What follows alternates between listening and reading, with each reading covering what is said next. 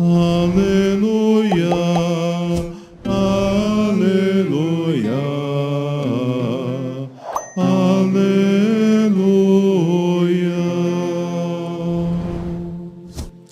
O Senhor esteja convosco.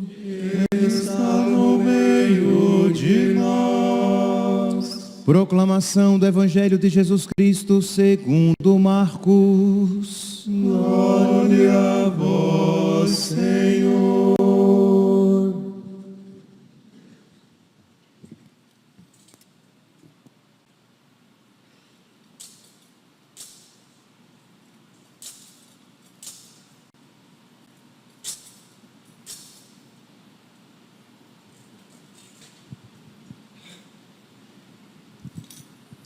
Jesus estava passando por uns campos de trigo em dia de sábado.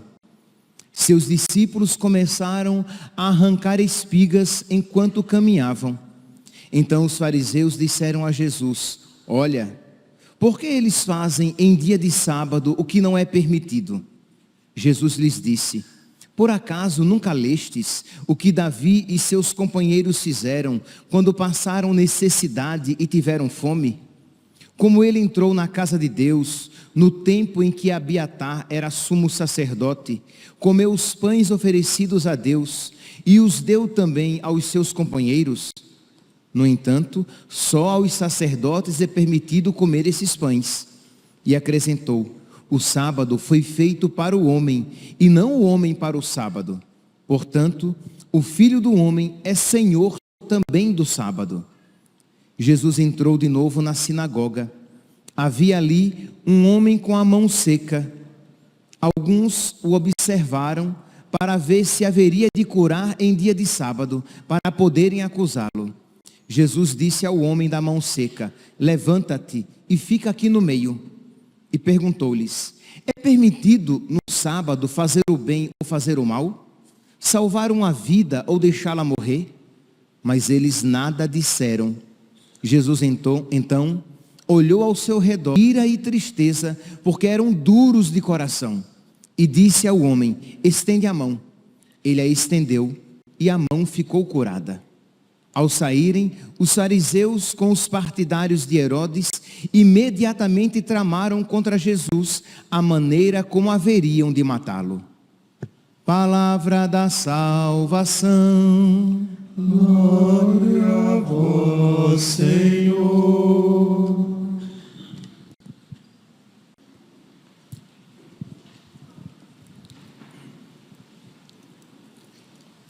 Caríssimos irmãos e irmãs, a liturgia da palavra de hoje nos dá a ocasião de nós refletirmos a respeito do sábado e do domingo, do dia do Senhor.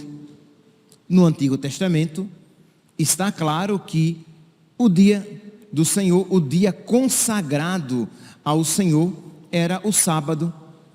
E os judeus, por obediência à lei, eles santificavam o sábado com a ausência do trabalho, para que eles pudessem se dedicar mais livremente ao Senhor.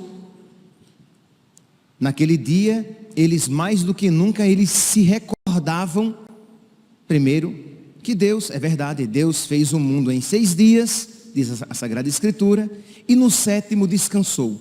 Então eles descansavam, eles faziam a abstenção do trabalho, mas lembremos-nos, a abstenção do trabalho, a finalidade do não trabalhar, era o dedicar-se a Deus, era o recordar-se de tudo aquilo que Deus havia feito. Nós ouvimos aqui na primeira leitura, livro do Deuteronômio, capítulo 5, versículo 15. Lembra-te de que foste escravo no Egito, e que de lá o Senhor teu Deus te fez sair, com mão forte e braço estendido. É por isso que o Senhor teu Deus te mandou guardar o sábado. para que eles se recordassem de tudo aquilo que Deus tinha feito por eles. Só que eles se apegaram ao sábado de uma maneira formalista, de uma maneira mesquinha, isto é, apenas se ativeram ao aspecto do não trabalhar, do não fazer serviço.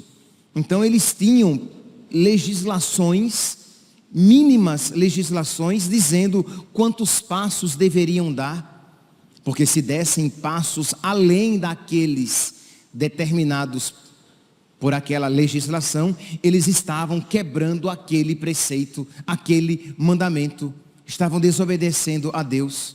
Mas repito, eles tinham se esquecido do significado do sábado. Pois bem, no Novo Testamento, a antiga aliança dá lugar à nova aliança, ao mistério pascal. O sábado dá lugar ao domingo. E nós então somos chamados a santificar o domingo como? Primeiramente, por meio da participação do santo sacrifício de nosso Senhor, nós santificamos o domingo celebrando a Páscoa de Cristo. Cristo ressuscitou, Cristo venceu a morte, Cristo nos alcançou a salvação. Cristo nos concedeu promessas para a vida eterna. Então, neste dia, mais do que nunca, nós incitamos, nós atiçamos, nós acendemos a nossa esperança pelas realidades eternas. O domingo para o cristão não é simplesmente o dia em que nós não fazemos trabalho, em que nós diminuímos o trabalho, de maneira nenhuma. O domingo é o dia do Senhor em que nós somos chamados a nos unir mais a Ele, em que nós meditamos mais profundamente a sua palavra, em que nós alimentamos o nosso espírito com a sua palavra e com seu corpo, sangue, alma e divindade. O domingo não pode, meus santos, ser vivido simplesmente como um dia para os meus caprichos.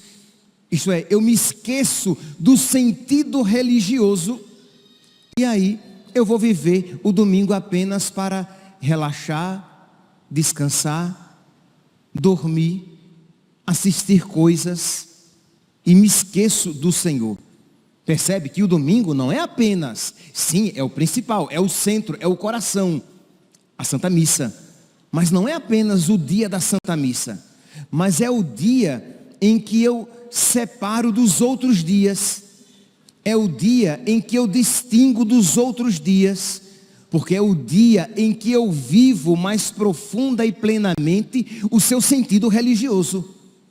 Então é o dia em que eu vou rezar mais, é o dia em que eu vou me voltar mais para Deus. Repito, não pode ser simplesmente o dia da Santa Missa. Eu sei que infelizmente para muitos isto já é o ápice. Isto é, há tanta gente que simplesmente não vai à missa ao domingo, que você, por ir à missa aos domingos, já acha que isso é tudo. Mas esta é apenas uma parte, a parte mais importante, sim, sem dúvidas, mas é apenas uma parte da santificação deste dia, em que eu sou chamado a me unir mais a nosso Senhor. Então que cada um aqui se analise, que cada um aqui comece a pensar como tem vivido o seu domingo. E se, nós iremos entrar mais profundamente quando começarmos a analisar o Evangelho, e se você tem vivido este dia na caridade, porque a prática das boas obras, ela não apenas é lícita aos domingos, como ela é necessária.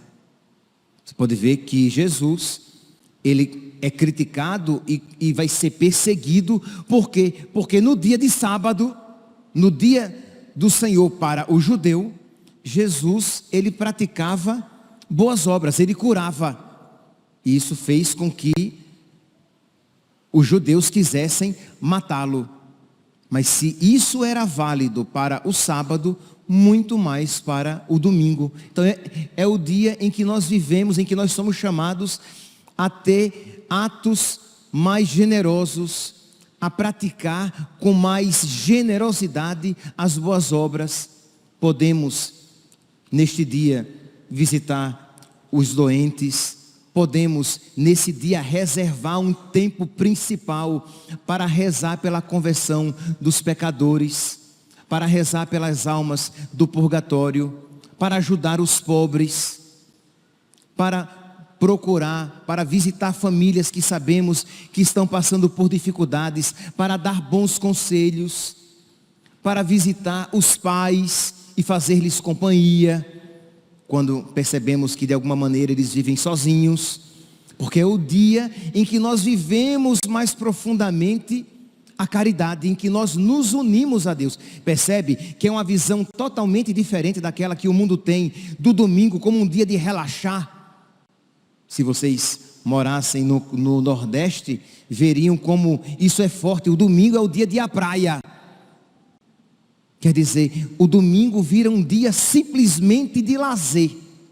Ora, eu pergunto, tendo apenas e principalmente este aspecto, em que é que ele se diferencia de um domingo vivido por cristãos e de um domingo vivido por pagãos? Se o domingo se restringe no dia em que eu durmo mais, no dia em que eu faço algum passeio, no dia em que eu vou à praia, no dia que eu fico deitado no sofá assistindo televisão.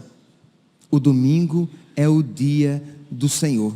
E repito, não é apenas o dia da Santa Missa. Está claro, a Santa Missa é o ápice, é o coração, é o centro, é a base deste dia.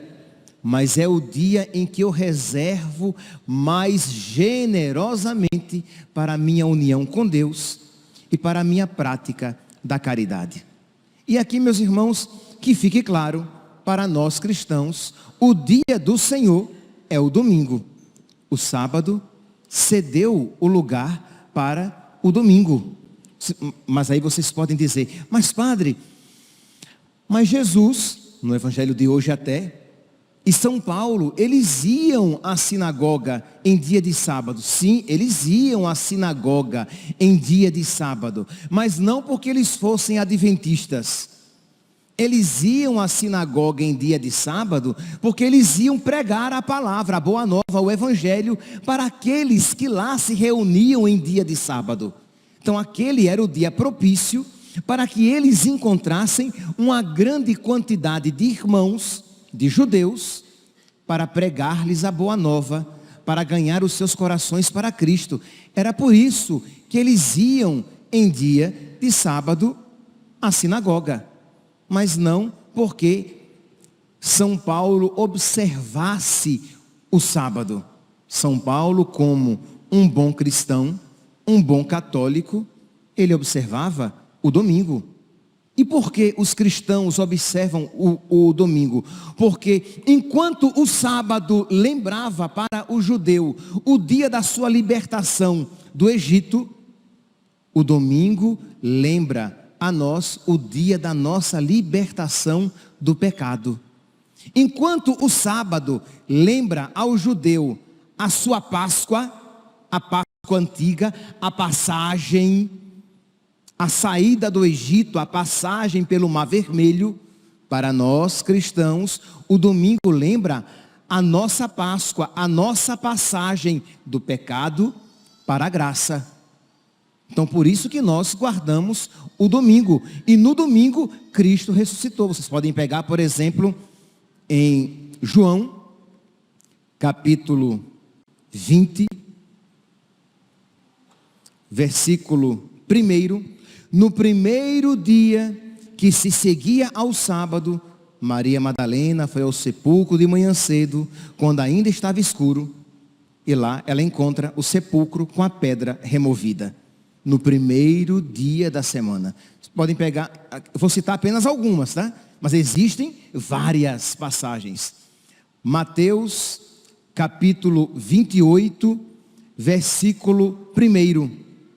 Depois do sábado, Quando amanhecia, o primeiro dia da semana, Maria Madalena e a outra Maria foram ao túmulo, e eis que houve um violento tremor de terra, e elas vão ver lá o túmulo vazio no primeiro dia da semana.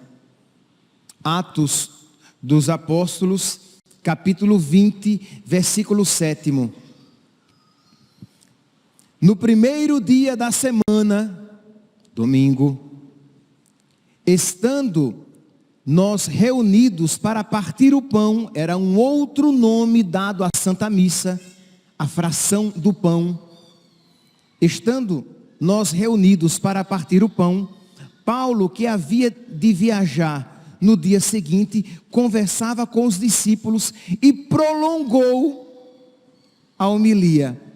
Diz que ele pregou demais, o homem lá cochilou, caiu e morreu. Que ninguém invente de cair de sono aqui, porque eu prego bem pouquinho, nada disso de dizer que eu sou discípulo de São Paulo. Então Paulo pregou demais, o homem dormiu, caiu, morreu, e Paulo ressuscita, porque se vocês morrerem, eu não sei se eu vou ressuscitar. Paulo ressuscitou. Se você cair e morrer, olhe, então é melhor não dormir. Pois bem, mas o que eu quero aqui enfatizar? No primeiro dia da semana, eles estavam na fração do pão, numa Eucaristia, e Paulo estava pregando. Então, para mostrar que os cristãos se reuniam no primeiro dia da semana. E, apenas para terminar, mais uma passagem, 1 Coríntios, capítulo 16, versículo 2. No primeiro dia da semana, cada um de vós ponha de parte o que tiver podido poupar, para que não esperem a minha chegada. Era uma coleta que São Paulo estava fazendo para os irmãos de Jerusalém, que estavam passando por dificuldade, e os coríntios se dispuseram a ajudar. Então São Paulo diz, então façam a coleta no primeiro dia da semana, porque no domingo os cristãos estão reunidos numa maior quantidade, a coleta seria melhor para ajudar os irmãos que estavam passando por dificuldade em Jerusalém, no primeiro dia da semana. Então, meus irmãos, está claro aqui que o cristão, o católico, ele observa, ele guarda o domingo, o dia do Senhor, e ele o guarda, o santifica, não apenas, embora seja o principal, indo à Santa Missa, mas também vivendo a caridade, praticando as boas obras, se unindo mais intimamente a Nosso Senhor, em momentos de oração, neste dia, a Ele, dedicado por excelência. É claro que todos os dias são de Deus, mas o domingo, por excelência, o domingo, né, principalmente. Pois bem, então nós vemos aqui que os atos de caridade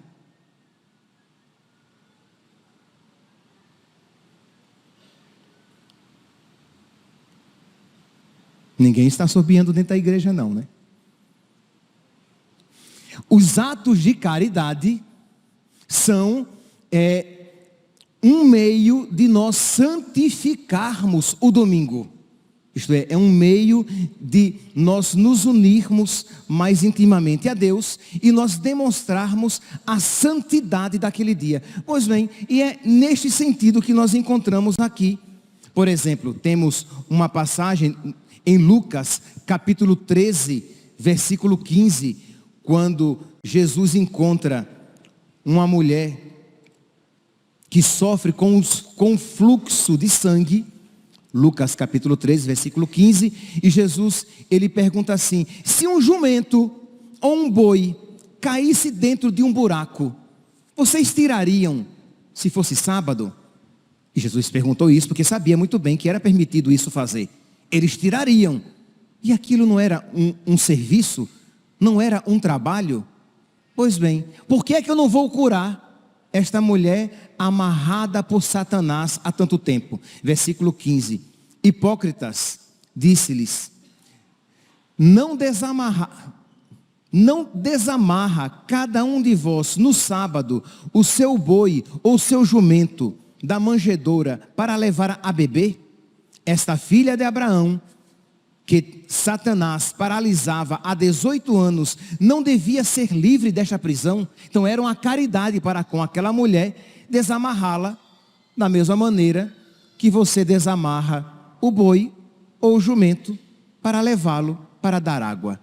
Então, se é permitido fazer uma caridade para com um animal, muito mais é permitido fazer a caridade para com o ser humano. Mas Jesus entra na sinagoga e está todo mundo olhando para ele para ver se ele vai curar aquele homem de mão paralisada. Porque se ele fizesse isso, ele iria realizar um trabalho. E se ele realizasse um trabalho em dia de sábado, ele deveria ser condenado. Então voltemos aqui. Marcos, capítulo 2, versículo 23. Versículo 28. Portanto, o Filho do Homem é Senhor também do sábado. Jesus entrou de novo na sinagoga. Havia ali um homem com a mão seca. Alguns o observavam para ver se haveria de curar em dia de sábado, para quererem acusá-lo. E aqui, meus irmãos, eu gostaria de enfatizar uns aspectos deste homem que vai receber a cura em dia de sábado.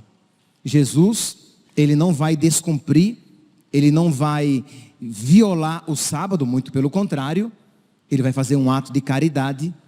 Mas esta graça que este homem de mão seca vai receber, ele teve que também com a graça de Deus cooperar.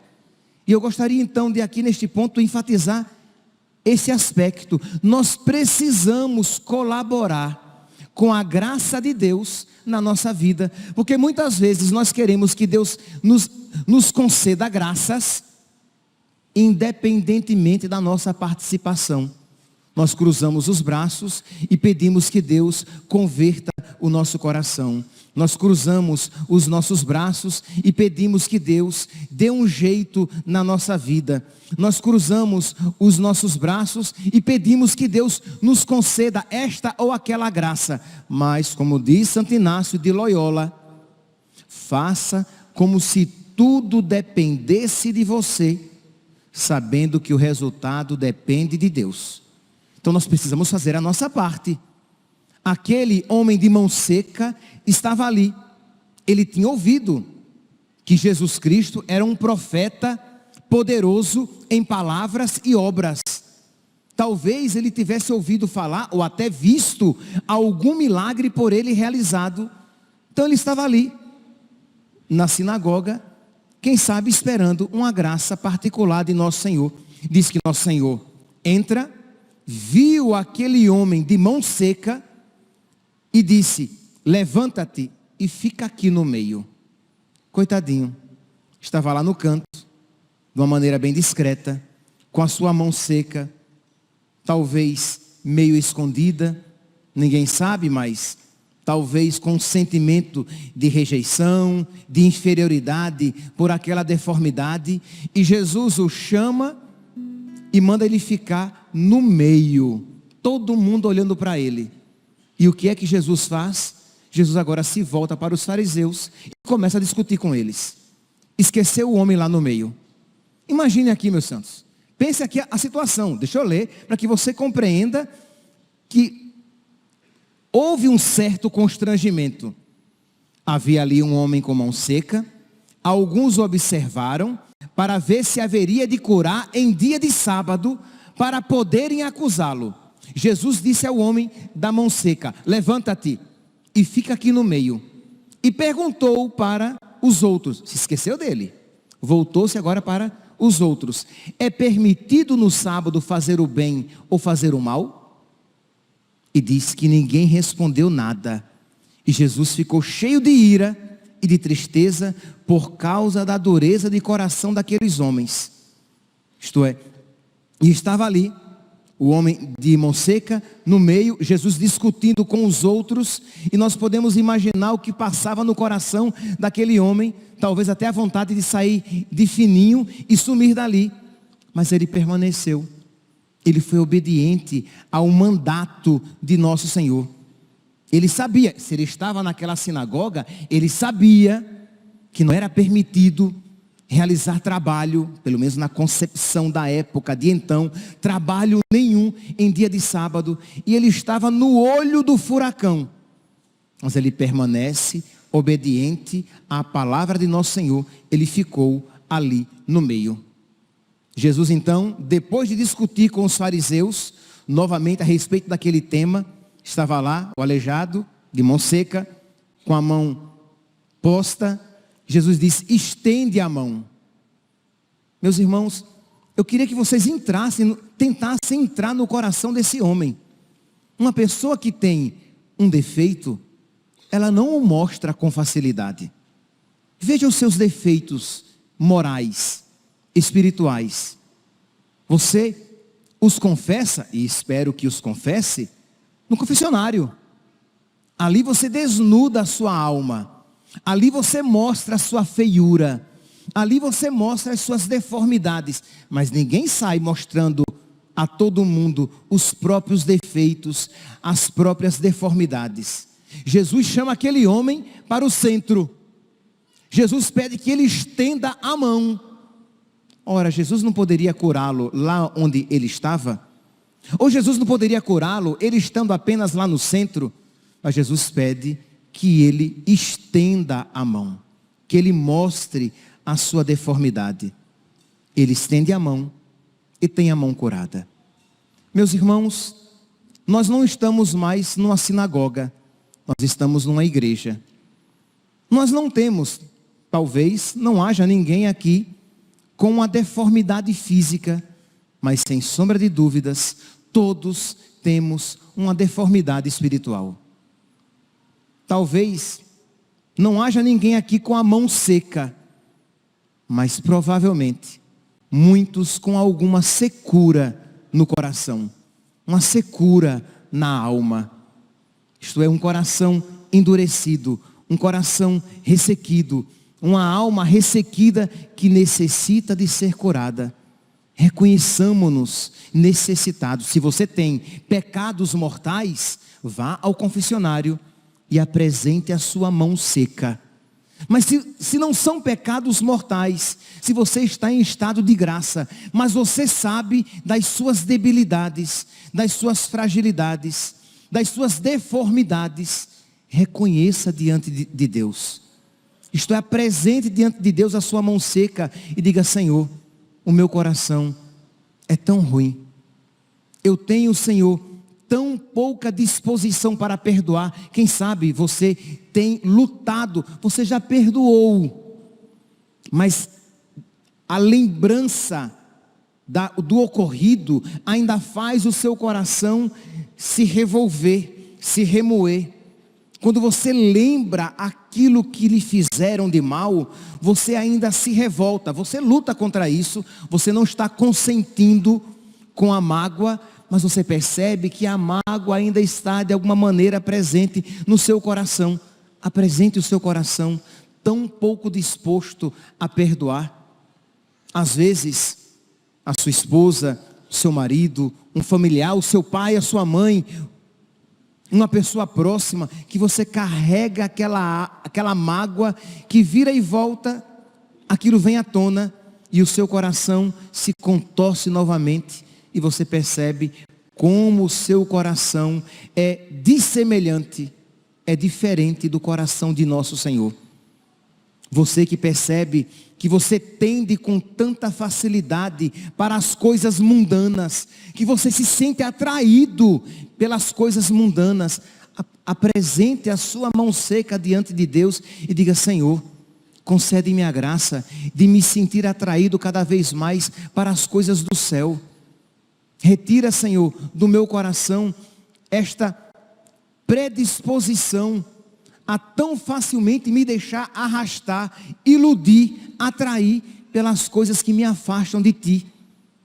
Então, de você reconhecer as suas limitações. Senhor, eu te peço perdão, porque eu, com muita facilidade, eu me dedico às coisas do tempo. Eu trabalho e trabalho duro. Eu sou dedicado, eu sou dedicada. Mas para as coisas do céu, eu não sou tão dedicado assim. Eu mal guardo o domingo. Vou à missa. Depois eu mergulho nas minhas tarefas de novo do dia a dia e me esqueço de ti. E não é justo. Não é justo que nós nos esqueçamos nunca de Deus, principalmente no dia a Ele reservado. Isto é, se já é muito triste uma alma que se esquece de Deus na segunda, terça, quarta, quinta, sexta e sábado, infinitamente mais triste a alma que se esquece de Deus no dia de Deus, no dia do Senhor. Dia esse, repito, que São Justino já dizia, lá no início do século II, né? São Justino nasceu mais ou menos no ano 100, dizia, no dia do sol, era assim que os pagãos chamavam o domingo, no dia do sol, nós nos reunimos, nós dos campos e das cidades, nos reunimos todos para celebrar a Eucaristia, a fração do pão. Então imagine, meus santos, você então que percebe que mal você observa o domingo, mas logo depois você dele se esquece. Então peça a Deus, meu Deus, dá-me um coração que viva na tua presença. Dá-me um coração que não se esqueça dos seus favores, que eu não me esqueça de tantas graças que o Senhor já me concedeu. O domingo é um dia para isso, mas não apenas o domingo, para que eu me recorde como Deus é bom. Deus me deu o dom da vida, Deus criou todas as coisas, Deus tem um lugar na casa do Pai reservado para mim, Deus morreu para a minha salvação, e o seu sacrifício se faz presente no santo sacrifício do altar, e Ele me alimenta com o seu corpo, sangue, alma e divindade, e tantas outras graças que o Senhor concede. E se você por acaso tem dificuldade até de se recordar dos benefícios de nosso Senhor, peça a Ele a graça da gratidão. Senhor, dá-me um coração grato, dá-me um coração agradecido, para que eu possa ver tantas graças que o Senhor me concede, mas porque eu tenho um coração tão duro, eu me esqueço com tanta facilidade e fico só remoendo e reclamando por aquilo que eu não tenho, por aquilo que eu queria que o Senhor me desse. Então é um dia, meus santos, que nós precisamos nos encontrar mais intimamente com Ele e apresentar aquilo que em nós está seco para que Ele cure.